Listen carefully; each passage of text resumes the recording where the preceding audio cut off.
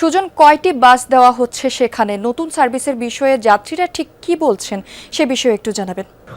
যদি বগুড়ায় কিন্তু বিআরটিসির দুটি বাস দেওয়া হয়েছে, গোলাপি রঙের দুটি বাস দেওয়া হয়েছে নারীদের জন্য, এবং কিছুক্ষণ আগে মিনিট কয়েক আগেই বগুড়া ৬ অর্থাৎ বগুড়া সদর আসনে যিনি সংসদ সদস্য রেজাউল করিম বাদশা তিনি বাসটির চালুর যে কার্যক্রম সেটি উদ্বোধন করেন এবং একটি বাস কিন্তু ইতোমধ্যে জ্যোতি এখান থেকে ছেড়ে গেছে।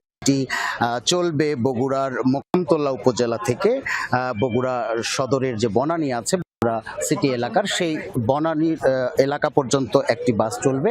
আরেকটি বাস যেটি চলবে নারীদের জন্য সেটি বগুড়া সিটি এলাকার যে মাটিডালি বিমান মোড় রয়েছে সেই বিমান মোড় পর্যন্ত কিন্তু এই বাসটি চলবে। অর্থাৎ দুটি বাসে নারীরা, এই অঞ্চলের নারীরা কিন্তু এই বাস সার্ভিসটি পাবেন এবং অন্যান্য যে ঢাকা এবং চট্টগ্রামের রুটের যে বাসগুলো সেই বাসগুলোর মতো কিন্তু যদি এখানেও নারী চালক, নারী চালকের সহকারী, কন্ডাক্টর যারা থাকবেন সবাই কিন্তু, এবং আমি এখানে যারা নারী যাত্রী কিছুক্ষণ আগে যারা মোকামতলার বাসটিতে গেছেন আমরা তাদের সঙ্গে কথা বলছিলাম এবং তারা যেটি বলছিলেন যে এমনিতেই পাবলিক নারীদের যে নানান ভোগান্তি নিয়ে চলাচল করতে হয়, বিশেষ করে কর্মজীবী নারীদেরকে, যাদেরকে প্রত্যেক সকালে কর্মস্থলে ছুটতে হয়, বিকেলে ফিরতে হয় পাবলিক বাসে, তাদের যে বিড়ম্বনাময় জীবন সেটি থেকে অনেকখানি পরিত্রাণ তারা পাবেন এমনটা কিন্তু যাত্রীরা আশা করছেন। তবে তারা যেটি বলছেন যে বগুড়া যেহেতু জনবহুল একটি এলাকা,